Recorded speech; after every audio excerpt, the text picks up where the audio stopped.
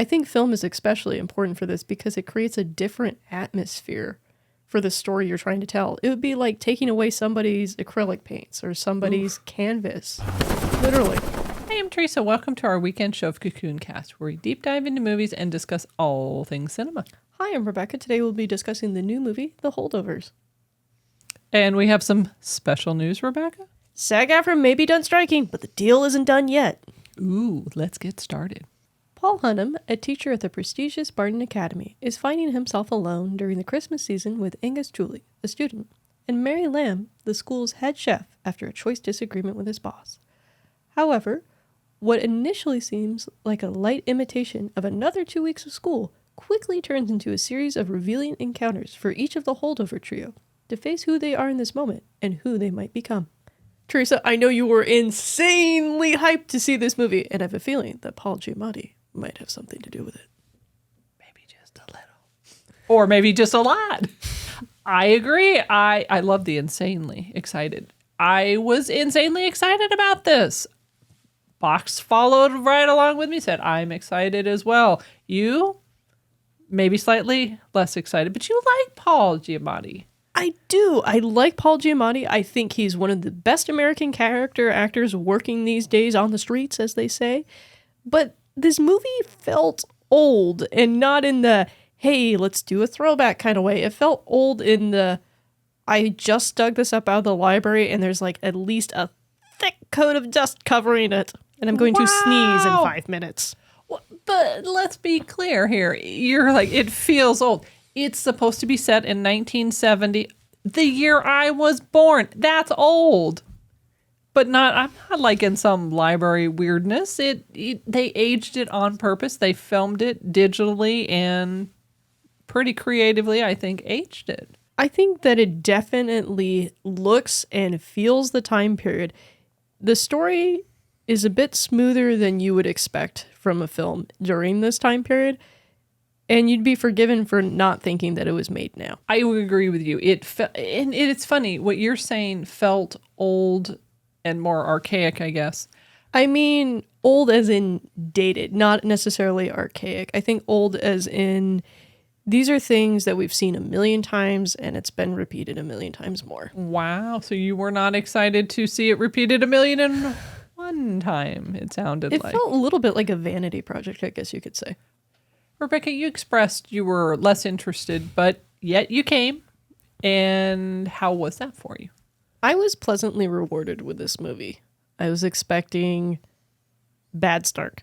This felt like a movie that you could see Shane Black producing, aka like The Nice Guys, or even Paul Thomas Anderson with some of his snappy writing on Boogie Nights. This movie rewards you for spending time with the characters, not just emotionally, but just seeing how they react to certain situations. There's a lot of what's not being said that makes up this movie, and it fills in the gaps quite nicely. And I appreciate that because I was surprised at some of the twists and turns. Not in a what in the world were they thinking kind of a way. And not, they're going to do, here we go. It wasn't overly predictable. I think the word you used at one point was it felt pretty layered. I was pleasantly surprised. There's one scene with a dinner party, and you're almost waiting to see which of the characters is going to snap and ruin it for the others. And I thought that was smart because there's innate tension in natural human experiences. And I think this movie does a good job of showing us why that is and how it comes to be. The acting for me was really powerful because Angus, who was new to film, this is his film debut, Dominic Sessa, who played Paul. He was incredible to me. I remember you and I and the rest of the team trying to find information on this kid. We found almost nothing. And yet he was hard to ignore. It didn't feel like he was an afterthought or a poor casting choice. And at the same time, he's not overshadowing the other characters. The other characters get equal spotlight time. Divine Joy Randolph, she played Mary Lamb. You had talked about her earlier. She was the school cook.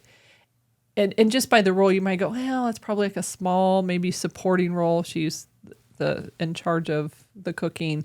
However, she had such a great, compelling story, and I felt very connected to her as well. And each one of these characters had their own challenges. As you were saying, no one felt overshadowed. It wasn't one person was good, one person was bad. It really was showing their humanity, the good parts of them and the less good parts of them. One of the things I was also pleasantly surprised with this movie is how respectful it was with the characters. That's good. There's some pretty cheap laughs that could be created by this movie, and there's also some pretty cheap drama that could be manufactured by extension. This movie did not go there as often as I thought it was going to. I agree, and I think there is a part about it where there were chuckles. We went on a Friday, and the theater was packed. It was a small little, kind of a shoebox theater, but there was a chorus of chuckles in the parts that were funny. And you didn't feel bad. I never felt that I was laughing at the characters or their pain. It felt just, oh, that's ironic, or, ooh, if that happened, ooh, that would be awkward and uncomfortable. When I see an Alexander Payne movie, I'm expecting some course of just sheer black comedy. It's almost pitch and color. This movie was softer than his work that I've seen. With the soft tone, Rebecca, did it feel less effective to you, or what did it feel like? I think the soft tone really adds to the emotional landscape of the characters. There's some choices that I think a lesser director would have almost hammered it home, certain points that the audience could make for themselves. I think letting the audience come to certain realizations makes it more powerful, and it allows the actors to really step into the gap and create a performance that will last with an audience. That's a great point, because I know for me, I don't like it when I feel disrespected, as if, boy, you're really stupid. You really need the dots super close, or as you said, hammered in the head. I liked the ability to just let the characters do what they're doing, say what they're saying, and for me to have my own feeling. It felt like there was enough space for that to happen. The space also allowed for me as an audience member to kind of question where the story was going to go. Sure. And that allowed more enjoyment in my head. It's like, oh, is this going to happen? Is this going to happen? Not, I'm so bored. I hope something exciting happens. I agree with that as well. I think the not knowing where it was going to go, there were some parts where you had an idea, but there were several different options. It could go several different places versus it can only go one way, or, it won't be fluid. It won't be believable. And as you had said earlier, all the characters were very likable, despite being very imperfect. There's one character I can think of that was not likable, but that character was designed that way, and the actor who played them did a great job at that. And I know we had talked a bit about the cinematography, and you had said something about that earlier when we were on our drive back to the studio, because it was digitally filmed. That's correct, yes. And you weren't a fan of that. Don't get me wrong, I like digital film, but if you're going to do a period piece like this and then you're going to go through the effort to replicate the look of it down to the grain, please shoot on actual film. I thought it was kind of funny because I'm thinking maybe editing, and we have a great appreciation for film as it is. But I laughed because this was the talk. This was, oh my gosh, I don't like this. I actually didn't have too big of an issue with it. I know you had a little bit more of an issue. It felt believable to me of back in the 70s or in 1970. The other part that I'd read that I thought was really interesting is they said none of this was filmed on any soundstage. This was all on location. I thought that was really neat because it added to the lived-in quality of the characters. Yeah, I like the lived-in quality. Do we have any questions from the box? The trailer is the thing that sold me on the movie. I know it sold Teresa on the movie, and Rebecca, she was reserved. That's being nice. I think the trailer represented the story really well. However, I found that there were a lot of surprises and a lot of things that you wouldn't have got from the trailer Do you think it was effective in communicating well? But if a person goes, they're going to get a whole lot of other things that they didn't see in the trailer. I don't think this is like She Came to Me, another movie we recently reviewed a few months back. I think that the trailer does a good job capturing the tone, but also for the plot points that you don't see in the trailer, it also gives you that space to let them exist without feeling overwhelmed. Like, wait, this isn't in the trailer. What's happening? To me, the trailer set up the story, meaning the holdovers. They're in this school with this teacher that they don't like. Nobody wants to be there. That's it. That's all you know. I was curious to see how it would play out. And to me, like you said, there was no spoilers in the trailer. It told me this much of a movie this long. And I appreciated that. And as you said, I'm not going back, oh, that wasn't in the trailer. Or, oh man, why'd they put that in the trailer? Do we have any other questions from the box? Every year we watch Elf at Christmas. We love it. It cracks us up. It's just a great story. We've been looking for a movie to watch at Thanksgiving every year, just kind of get us in the mood for the holidays. Do you think this would be a great holiday movie to watch at Thanksgiving or Christmas? I think this would be a really good movie to watch during either one of those seasons because I feel like it talks about the emotional landscape of holidays and what they do to someone's psyche. I can already tell that when I rewatch this movie, there's going to be layers of things that I did not find the first time. And I'm also going to want to share this movie with someone else too. I think that's the test of a good movie. Do you want to share this with somebody? And what's that audience look like? In addition to sharing it, the box poses a great question. Watching it more than once. Elf, I've lost track how many times we've seen Elf at Christmas time. Well, and we saw it in the theaters too. That's a great statement. And not the few years ago when they re-released it. And Initial release. And I don't get tired of it. I still, granted, right, you know, the lines. Okay, people, tomorrow morning, 10 a.m., Santa's coming to town. Santa! Oh my God! Santa here? I know him. I think it's very different than Elf, clearly. Will Ferrell made no appearance in tights in this movie. No jumping on Christmas trees here. No, nothing. However, it is a little bit more of a pensive, serious movie, but it talks about illness, loneliness, loss, so many issues that I believe really are worth reflecting on, and either Thanksgiving or Christmas. It's definitely worth going back and revisiting those. It gives you perspective on relationships and gratitude in making decisions. How do you make decisions? What do you do? How do you respond? The comment around lying and integrity came up a few times. I think those are worth reflecting on. And holidays sometimes are a good time for that. Things are a little bit quieter. Oftentimes people are more with family, and it gives you perspective, or it gives me perspective in the family that I have.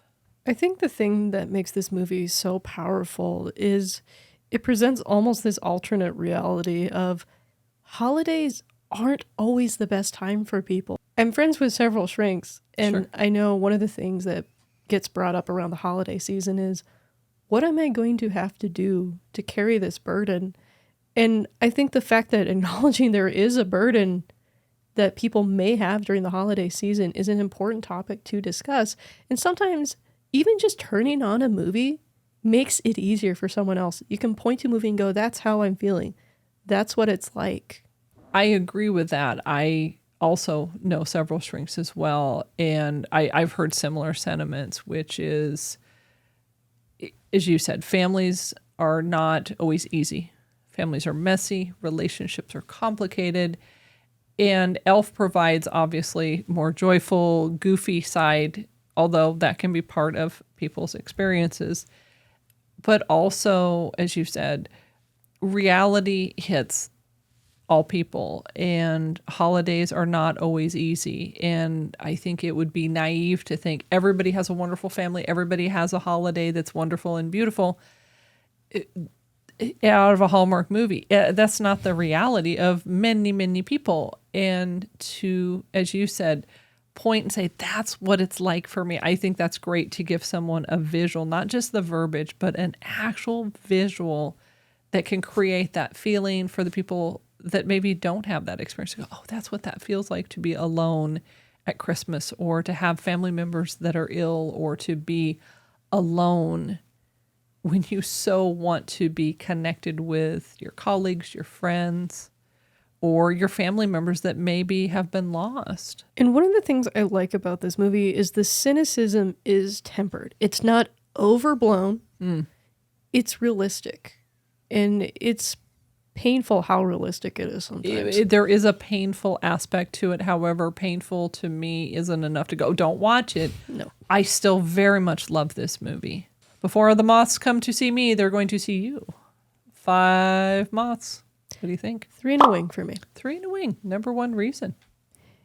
This is not a perfect movie, but it's a pretty darn good one. Number 1 reason for the pretty darn good rating. I feel like more could have been done with the characters in certain moments. And I feel like in some ways they watered down a couple of these moments. I know one member of our team had said something that went along your lines, which I hadn't even thought about. And they said, hey, I would see a sequel. Or I'm wondering what would happen to this character down the road. I would see another movie with either one or all of the characters. I was that invested. That could be interesting. All of a sudden it follows like this Christmas season throughout the characters' lives. Yeah, I feel that was a great statement, though, to say I liked it that much that I want to see more. And this movie was over 2 hours. That was one of the things I liked, was this movie gave emotional space and time to its characters. My moths are now back. Ooh. They're back just for me. I would say, this is a 5 moth rated movie for me. Wow, we got the fireworks and everything. And it's funny. And it wasn't, I was between a 1 and a 5. Not even close. I was between 4 and a wing and a 5. And the more I thought about the movie, the more I looked at the acting, the character development. It came together so well to me. I thought about similar movies, Dead Poets Society, Good Will Hunting, kind of those type of movies. It kind of had that feel to it. And to me, it's right on with that. And I'm not just saying this because I like the trailers. I liked it even more than I thought I would, which is saying something. I went in with a ton of goodwill. I was excited. And it, as you had said, it went places you hadn't thought of. And it addressed so many hard and difficult topics so well. Yeah, I feel like the main cast, it did really well on focusing on their emotional struggles. I just felt like some of the supporting cast was a little underdeveloped. Okay, and that would make sense. I definitely think it's worth a watch. And in my mind, it's worth a watch in the theaters. It's not wait for it to stream. You'll have a good time. Wait. It's get to the theater. I honestly could see this movie up for an Academy Award, whether it be Best Picture, Best Acting. I would put screenplay. I would not put this in Best the screenplay screenplay category. I wouldn't say it should win screenplay, but I would definitely nominate it for screenplay. Okay. I would not be surprised if it actually wins. If you enjoyed our review on The Holdovers, please like, which helps more viewers find our cinema community, and subscribe so you don't miss our upcoming reviews, and please share with your friends. Rebecca, it is that time of the show to talk about who we are not sponsored by. I'm almost afraid to ask, but who are we not sponsored by this week? This week we are not sponsored by Butterball. We're not sponsored by baseball? What does that have to do with The Holdovers? Actually, nothing. But Butterball turkey has a lot to do with holidays. Color me interested. I will color you interested. Butterball turkey specialize in turkey. But that's not all. They do whole turkeys, turkey cuts, cold cuts, sausage, turkey bacon. Turkey bacon. Do they sell butter at any point during this? Not so much, but they do ground turkey and corn dogs. Corn dogs. Made out of turkey? Boy, I sure hope so. That's their stick, right? Turkey. Their headquarters in North Carolina. which sounds like a reasonable, turkey kind of place. They are making a turkey load of money. Their revenue, you'll love this, $1.5 billion in 2008 with a B. That's a lot of fluffing turkeys. That I would say that's a lot of turkeys. 5,500 employees. Every year, over 1 billion pounds of turkey is sold by Butterball. Wow, that's a pretty good ratio. $1 billion, billion turkeys. I didn't think everybody loved turkey quite so much, but I'm finding from Butterball they do. In 1951, Leo Peters, he was Chicago meat processor.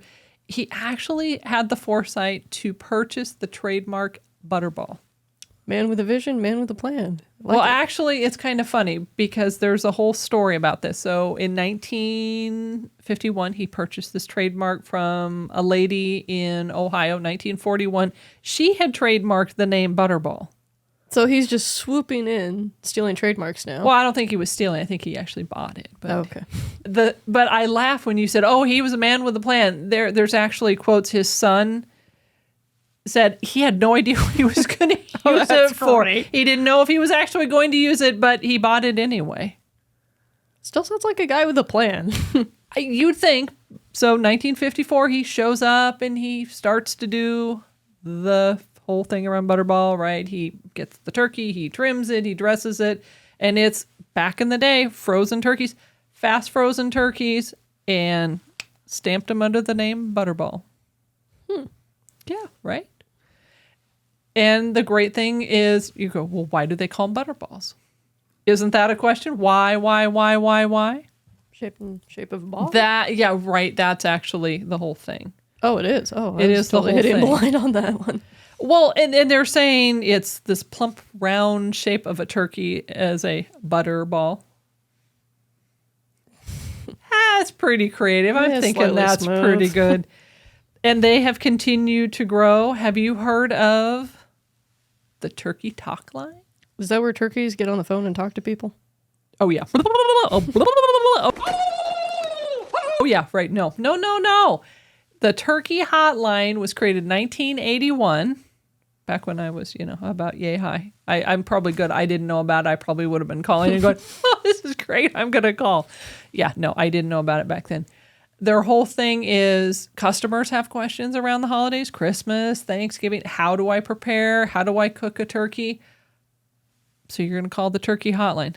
What do you think? You think a lot of people call? Not very many people call? What do you think? I think a lot of people call it. It's tough business cooking a turkey if you don't know what you're doing. You would be correct. So in 1981, when they first started, 11,000 people called. First year. Whoa. Apparently 11,000 people. I don't even know how they advertise this, right? Little turkeys are on going, hey. Put a sign on a turkey, just let it walk across the road. Well, and I'm wondering, too, if it might have been like on the packaging. It might have said, you don't know what you're doing with this turkey. Please call us. I kind of wonder now. But the number has continued to grow. At this point, 200,000 people call each holiday season. Holy turkey. I know. I'm like, wow. And so this is getting more interesting, right? 200,000 people are calling, and you kind of think, oh, yeah, it's a bunch of women. That would be stereotypical and actually quite rude, because you would also be very, very wrong. Butterball figured that out too. So in 2013, they began employing men to answer the turkey talk line. That's pretty recent. It took them a little while. But here's why they started to do that. They said a quarter of all calls to the turkey hotline are not turkeys. Oh, good. Yeah, right. I don't have to worry that much. Well, they don't really account for the other 75%, but they did say 25% were men that are calling. The stats, and I thought this was fascinating, the stats are 40% of all men are the ones making the turkey dinners or, making the turkeys. And I laugh because we've had family friends that the guys are like, I will make turkey dinner. We had a friend of ours, he would make multiple turkey dinners. And I don't know if he ever called the Butterball hotline. I was kind of curious. Maybe he did. Maybe we should ask him. I think this is the whole thing. And I thought, well, what if Rebecca wants a little side hustle? What if Rebecca wants to make a little extra cash during the holidays? You, my friend, are in luck. If you are over 25 years old, you can work on the turkey hotline. Maybe something for next year. That may be something. And they train you. Can you believe that? Well, I guess you can, right? You're not going to just go, I'm going to make up stuff. Let's see what I come up with. Guess where you get to go to get your training? Where do I get to go? Butterball U. Are you serious? That's the actual name? Yeah, it's kind of an unfortunate name. It just, it looks good on paper, but when you say it, you kind of go, ooh, that sounds kind of not so good. I was going to guess the Turkey Tech Institute or something. I think that might have been a little bit better. But it's, you can't say it seriously, right? At Butterball, where'd you go? I went to Butterball U, and you get the shirt and the hat, and it's like, that's your alma mater. Butterball U. And I'm thinking, what if I needed to call the Butterball hotline? Well, what's the number? Let me give it to you. It's easy to remember. 1-800 Butterball? Butterball! They also have a text line, too. Well, that's smart because then more accessible people can use that, too. Welcome to Butterball. What the hell's the To be box doing? connected. I was trying to call sorry. him. Oh, it's we're gonna have to call him back, but no one's saying anything because it sounds like they're listening to us. So hold on, let's try it again. Ooh.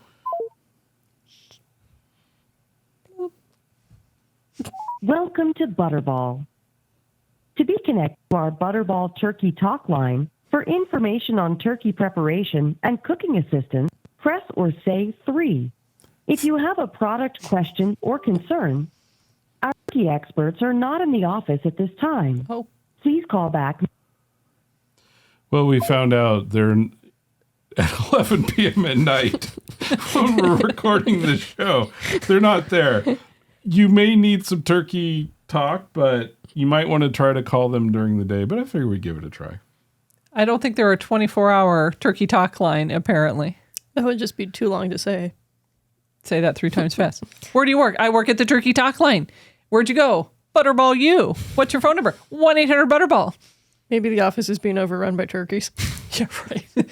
They've rebelled. We're getting out of there. Let's put a bust out. And I think it's great the box was calling. He's one of the guys. He was calling. What do you think their number one question is other than what are your hours exactly? Because we're trying to call you and you're not there. That's my number one question. But I hear that they may have other questions. I wonder what the biggest turkey they on average they have to deal with is. Well, it depends. Wild turkey, frozen turkey. There's a little bit of a difference between and, feed your family turkey and go chase, down the street. I'm like, that might be a little rougher. All right, fine. I'll give you my actual guess. All right. What's your actual question? What do you think? How do you cook the bird? Oh, that's a good question. See, I would go separate. I would say, and I've done a turkey or two. I'm not, turkey. Was it a real turkey? It really was. I'm not like turkey guru for sure. I need to remember the 1-800-Butterball. But I remember my big thing was how do you thaw a turkey? Because I had heard, you put it in the sink, you put it in the tub. Can you imagine that? You're this little kid, you're walking around there and there's just like this floating turkey. I don't think you unwrap it. You just kind of pop it in and it, Well, but this is why you ask them because you need to know, do you unwrap it? Well, and that's our number one question. Do you unwrap the turkey? Well, when you cook it, when you thaw it, you don't. When you cook it, you do. And yeah, I figured that one out before I cooked it. Oh, and, good. And you ate it and you never said, wait a minute, I taste feathers. I taste wrapping. Well, it's better than I taste glass. Oh, yeah, that would be awkward, right? Yep. Well, somebody passed their, and I didn't even go to Butterball U, and I knew what to do on that. You should be so proud. Although we tried to reach Butterball, 1-800-Butterball Turkey Talk line, and we really appreciate their product, and they were so prominently featured in our movie, The Holdovers, they still said, thanks for calling us, kind of, and thanks for talking about our university. Thanks for talking about us. However, no dice, they're not sponsoring us this week. Thanks for not sponsoring us, Butterball. It's that time of the show where we hear from you. We'd love to see you standing outside your favorite movie theater with your cinema community. Please send your photo to hello@cocooncast.com. Be sure to tell us who you are, what movie you're going to see, so you can show our community your cinema spirit. Now let's talk about some of the cool comments that we've been getting, because the movie Priscilla review that we did has 33 comments, and for us as a growing channel, that's pretty awesome. So we're going to pick a few that seem to echo most of the sentiment. But if you want to join the conversation, people are still commenting. Please add yours. Teresa? Absolutely. Let's go. Anastasia10017 commented on our review of Priscilla. Here's what she said. Yes, this movie is pretty soft focus and the cinematography is beautiful. Agreed. But I have a question. I felt like the movie was dark as if they shot it with no lights. Was that just me, my movie theater, or was it supposed to be like that? Because I found it annoying and kept thinking I needed to adjust the brightness. In addition, I also thought they went overboard with Elvis mumbling. I felt like it needed subtitles. 100% agree. I 100% agree. The darkness, I know the box had done our thumbnail, had to lighten that. Just to, bring light to her face. And the mumbling, it was funny. I had thought about it when we had seen the movie, when we were discussing the deep dive. Honestly, I had forgotten that. That's a great point to bring up. I wish we would have remembered that because that did make a difference. The mumbling, I understand that there's part of him that did mumble, but it did. It felt distracting. And the subtitles, exactly. There were important moments we wanted to hear. Sound design is still design in terms of a movie. If your audience can't hear it, why are you showing the movie? Well, it's as if it didn't happen. Well, okay, hold on. I say your audience should be able to hear the movie. Now, there's some great movies with sign language that I think our cinema community should take the time to watch, but this is a hearing experience specifically. No, and that's a great point. I would 100% agree with that. If it's designed that way, I'm with you. I think that's a great distinction, but the mumbling, it detracted from that, and it was written for a reason. They wanted us to hear that. It's pretty bad when I'm trying to stop myself from laughing. Oof. I appreciated Anastasia's comment also because as part of our cinema community, part of commenting, I appreciated the positive and the negative. And it was said very respectfully, meaning the cinematography is beautiful, it was beautiful, and there are parts of it, however. And I think that's a great way to see the movie. I know for you, some of the movies you like a bit less, you've always found something positive, at least one thing, and most of the time it's multiple things. That's my rule whenever seeing a movie. No matter how much I don't like the movie, try to find 3 positive things about it. Next up, we have Barb Elvin, 5499. In her comment on Priscilla, she said, from the interviews given by Priscilla and input from people in their lives, mostly on YouTube, leave me with a poor impression of the Elvis and Priscilla relationship, and I do not care to see her little flick. She's done great making her her own, so I give her a lot of credit for that. Maybe try making a movie on her life after Elvis would be more uplifting and interesting. Thanks. I agree. I think Priscilla is a person with a wide range of life to show. And I feel like she's just been confined to Elvis, and it's kind of sad. The movie covers, about 6 years? 6 years of the marriage and, maybe about 5 years prior to that when she was younger and dating him and in relationship with him. And I agree with you. She's in her late 70s at this point, and she has had life after Elvis. And I thought that was interesting to say, based on what I know, I don't care to see more. I appreciate that, to just be honest and say, hey, not every movie is for every person in our cinema community, but a great positive suggestion. Hey, maybe a movie after Elvis, maybe something that we can look at going forward, because as you said, her life very much was defined initially by Elvis, but she's moved on since then. She's acted, she's been an advocate, she's had other relationships. Her life has continued. I think it's really a disservice to women like Priscilla to confine their whole existence as tied to their famous paramours. It'd be like saying Stevie Nicks is only important because she became friends with and dated Mick Fleetwood. There's a whole life outside of that. And I think that's a good point too. And I think especially for women to have life beyond their spouses or significant others, I think that is a part where I understand there is identification, but to only be known for that is unfortunate. You never know. Maybe one day we'll see your Priscilla movie. I like that. Finally, we have Mel Aviv. Finally, Finally, our comment from Mel Aviv. Speaking of getting the name wrong. Finally, a comment from Mel Eve 28 commented on our review of What Happens Later, saying, "It's hilarious that Teresa literally forgot the movie title while doing the movie review." Yeah, I actually did quite a few times. Yeah. I'm a huge Meg fan too, and I would say 3 of my top 10 favorite rom-coms are her classic 80s and 91. Agreed with that. Wasn't sure about the new one with David Duchovny. And without seeing it, I did have reservations about their chemistry that you guys seem to confirm. Oof. Yeah, they're right. About the forgetting the name or the chemistry? Oh, there? yeah. No, I think there was kind of a running bet of how many times will she forget the name? And I think it was more than... I think it was more than the 5 Moth rating. But the chemistry, I agree. I know we had talked about the chemistry was a little off.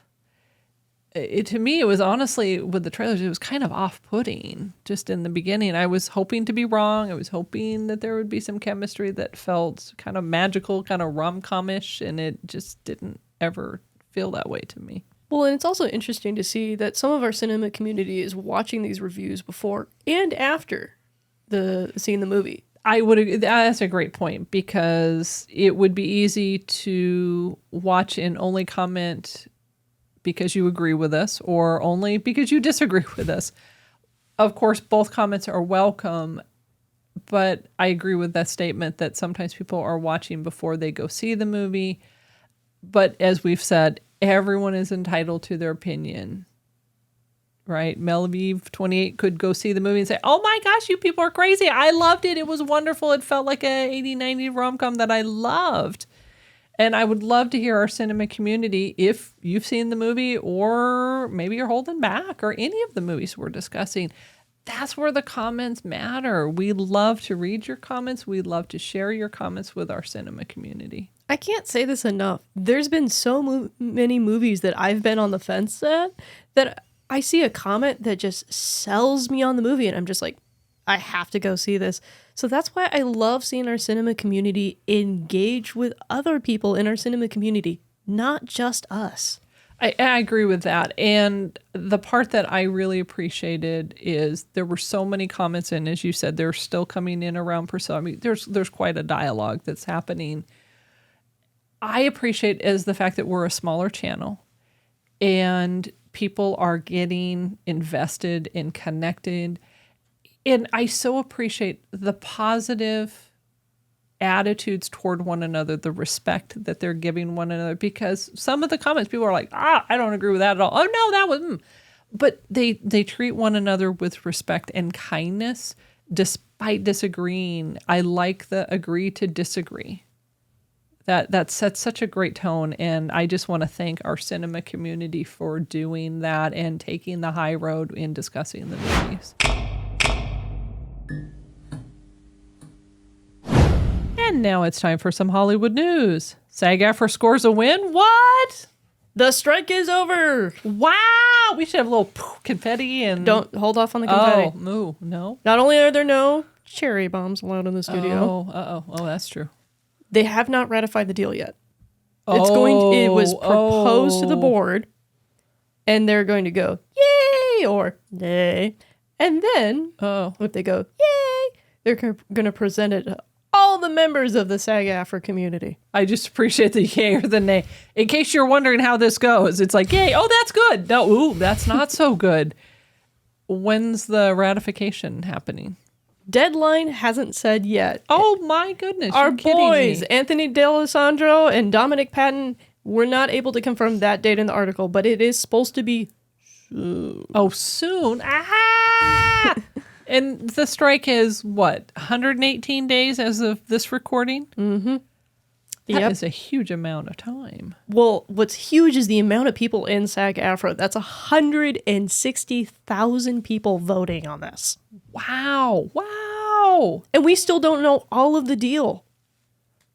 Ooh, we don't know the big deal. I would say they're pretty optimistic. They would not take this back to their members, all 160,000 of them. Obviously, they may not all be voting, but they wouldn't present it because there have been other offers. They're like, nope, we're not listening. The best final offer, the best final offer. There's so many final memes. offer. I remember reading about that. I'm like, we're not buying a house. Come on. This is my best final offer. And here it is. And we don't even know when the vote is going to be after all of this. We'll keep our ears, our eyes, and our feelers posted for you. Wow. I'm laughing. We're thinking, hey, this week we'll know. Next week we may know. It's like, wow. Do we have any questions from the box around the strike? Do you think them keeping decent amount of aspects of the agreement quiet for now is a good sign or a bad sign that this may or may not be a good thing? I think it's a smart sign. We saw what happened with WGA once the AMTP decided to go, hey, here's our offer. Why aren't you taking it? I think it's smart. If you're that confident in an offer, you should keep some of it secret. You know, the dissent may be there, but it shows respect for your fellow industry workers as well.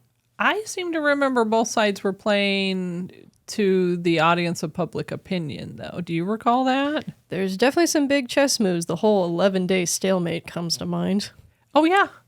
And the fact that nobody's talking, I don't know if it's a sign or if it's it didn't work before, so we're not going to try that again for both sides, honestly. That could be interesting to see what the rationale is behind that. Ooh, let's go analyze them.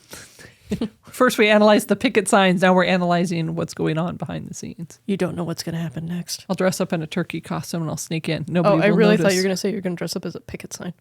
Oh, a walking picket sign. I'd probably have better luck with the turkey. Just. I bet you that'd be a Sag-Aftra approved costume. Yes, dress like a picket sign. Exactly. Can't dress like Barbie, but you can dress like a picket sign. What about if you're a turkey holding a picket sign? Ooh, double win. Rebecca, do we have any fluffy news, maybe? Oh, we've got some fluffy news. Fluffy news! Tell me your fluffy news.